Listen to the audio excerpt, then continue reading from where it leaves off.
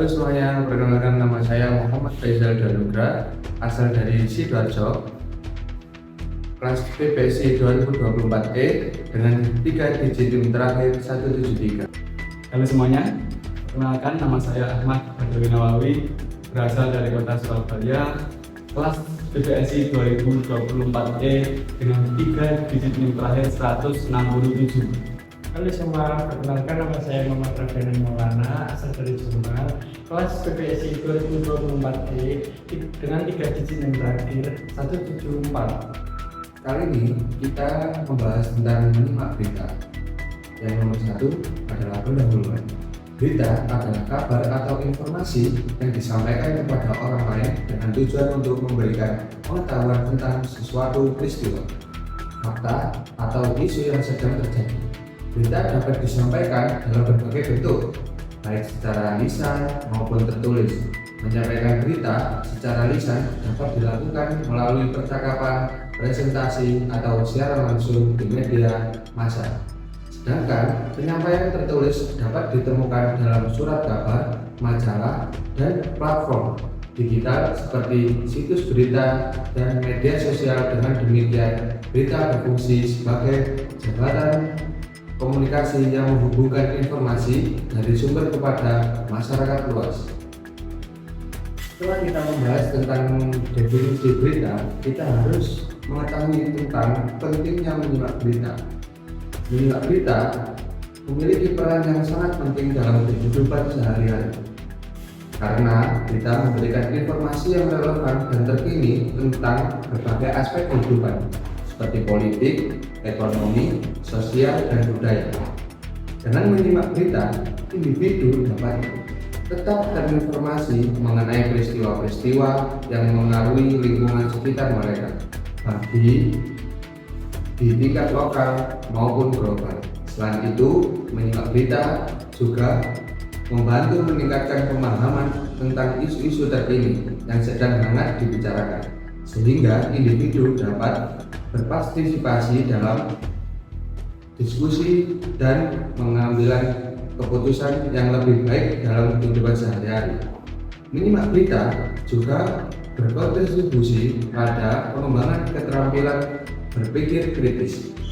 Ketika seorang menyimak berita, mereka tidak hanya menerima informasi secara pasif, tetapi juga dituntut untuk menganalisis, mengevaluasi, dan mempertimbangkan berbagai sudut pandang yang ada.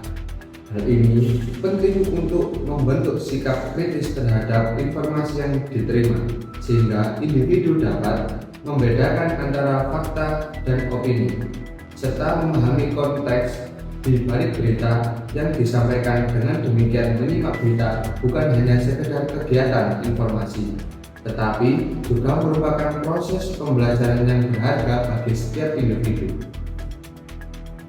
Lanjut pembahasan yang kedua, ada sumber berita.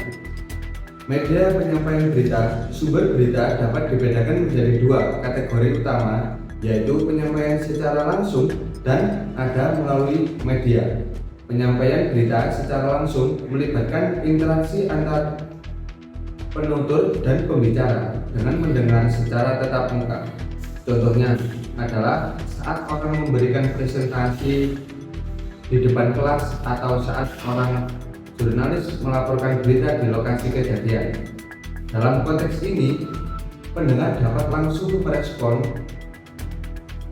bertanya, atau memberikan tanggapan sehingga menciptakan dialog yang dinamis.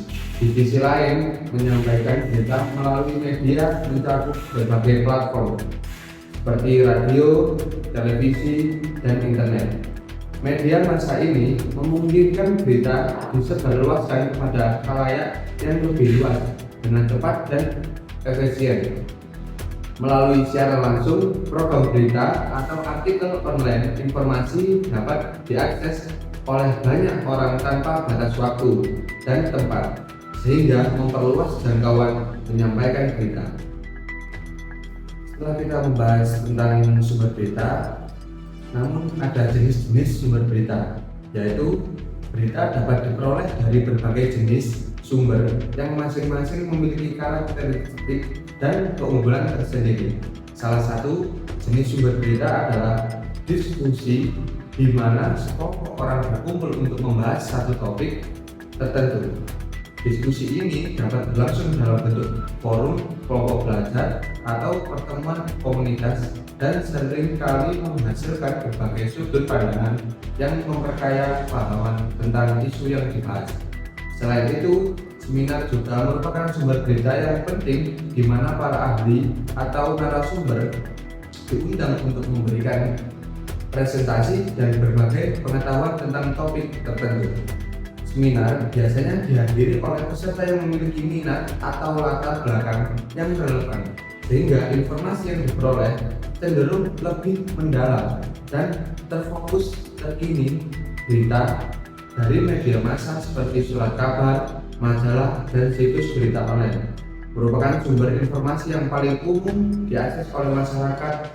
Media massa ini menyajikan berita dengan berbagai format, mulai dari laporan, investigasi, hingga opini, sehingga memberikan gambaran yang komprehensif tentang peristiwa yang terjadi di sekitar kita. Yang ketiga, kita akan membahas proses menyimak berita. Tentu saja, dalam proses menyimak, kita juga akan menemukan langkah-langkah yang tepat untuk menyimak berita, supaya kita dapat memahami isi kandungan dalam berita tersebut. Proses menyimak berita melibatkan beberapa langkah yang dapat membantu individu memahami informasi dengan lebih baik. Langkah pertama adalah mendengarkan dengan seksama. Hal ini berarti fokus penuh pada apa yang disampaikan oleh penutur, tanpa terganggu oleh hal lain. Mendengarkan dengan seksama memungkinkan kita menangkap informasi penting dan nuansa yang mungkin tidak terlihat jika kita hanya mendengarkan secara sepintas. Setelah langkah itu, kedua adalah mencatat pokok-pokok berita. Mencatat membantu kita merangkum informasi utama dan memudahkan kita untuk mengingat detail penting. Langkah ketiga yaitu menuliskan isi berita secara lebih rinci, di mana kita dapat menjelaskan konteks, memberikan detail tambahan, dan menyampaikan informasi yang relevan. Yang terakhir, langkah keempat adalah memberikan tanggapan terhadap berita yang telah disimak.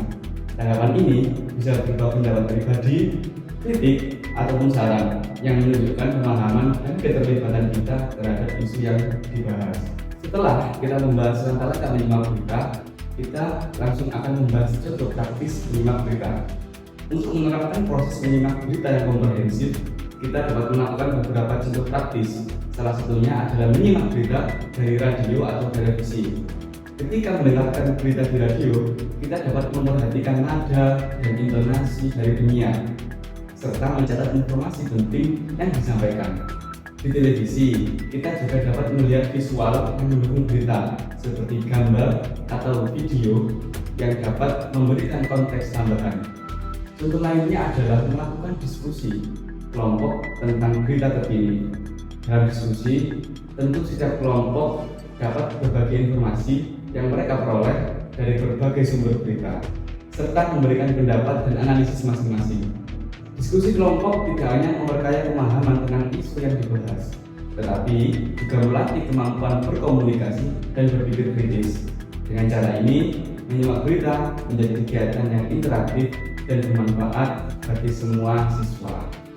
Setelah kita membahas proses menyimak berita, alangkah baiknya kita langsung menganalisis contoh berita yang sudah beredar di masyarakat. Anda menyaksikan Headline News pukul 15 waktu Indonesia bagian Barat. Gempa 4,6 magnitudo yang mengguncang wilayah Sukabumi, Jawa Barat pada Kamis pagi mengakibatkan ratusan rumah di 4 desa rusak. Saat ini petugas BPBD di TNI Polri tengah menyisir ke sejumlah lokasi terdampak untuk memastikan kondisi warga pasca gempa dan untuk mengetahui bagaimana kondisi pasca gempa. Kita telah terhubung dengan Apit Hairuman langsung dari Sukabumi, Jawa Barat. Apit, bagaimana dengan dampak gempa yang mengguncang Sukabumi tadi pagi? Ya, baik Febrian. Getaran gempa yang terjadi pada Kamis pagi tadi yang melanda wilayah Sukabumi, Jawa Barat dengan kekuatan 4,6 magnitudo itu merusak di 5 desa data terbaru, dan tercatat di Badan Penanggulangan Bencana Daerah bahwa kerusakan hari ini akibat gempa yang ditimbulkan 4,6 magnitudo itu sebanyak 76 rumah rusak, termasuk satu bangunan SD. 76 rumah rusak itu berada di 5 desa yang tersebar. Paling parah berada di Desa Cipete. Dan saat ini petugas Badan Penanggulangan Bencana Daerah, TNI Polri, dan sejumlah relawan masih terus melakukan penelusuran ataupun menyisir sejumlah lokasi untuk mengetahui dampak gempa yang terjadi pagi tadi. Febrian. Ya, Apit, apakah ada catatan korban jiwa dan lokasi mana yang paling terdampak paling parah? Ya, berdasarkan informasi dari Badan Penanggulangan Bencana Daerah TNI Polri di lapangan bahwa bencana gempa yang terjadi Kamis pagi tadi yang 4,6 magnitudo dilaporkan bahwa tidak ada korban jiwa. Namun informasi yang beredar, namun harus kami terus verifikasi bahwa ada satu orang siswa sekolah yang tertimpa bangunan, namun hal itu tidak mengalami luka yang fatal ataupun mengalami luka ringan, dan saat ini sudah dalam penanganan. Sementara itu dari 5 desa di Kecamatan Kabandungan, Kabupaten Sukabumi yang terdampak gempa 4,6 magnitudo itu kerusakan paling parah berada di Desa Cipete.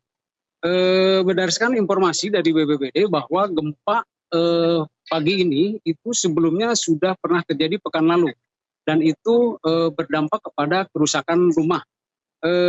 Hingga saat ini di Desa Cipete sendiri itu ada 137 rumah yang terdampak kekuatan gempa hari ini, dan sebelumnya saat ini Badan Penanggulangan Bencana Daerah masih terus melakukan evaluasi di lapangan untuk mengetahui jumlah korban. Febrian. Apit, kemudian apa antisipasi jika terjadi gempa susulan mengingat sejumlah rumah telah mengalami kerusakan akibat gempa tadi? Ya, Badan Penanggulangan Bencana Daerah Kabupaten Sukabumi, Jawa Barat bersama sejumlah relawan TNI Polri terus melakukan penyisiran di lapangan, terutama di lokasi-lokasi yang terdampak cukup banyak kerusakan, yaitu di Desa Cipete. Pihaknya sudah akan mendirikan tenda darurat, di mana ada 13 kepala keluarga yang mengungsi, dan saat ini sudah ditempatkan di tenda darurat yang sudah disiapkan oleh Badan Penanggulangan Bencana Daerah. Namun mereka mengungsi hanya pada malam hari.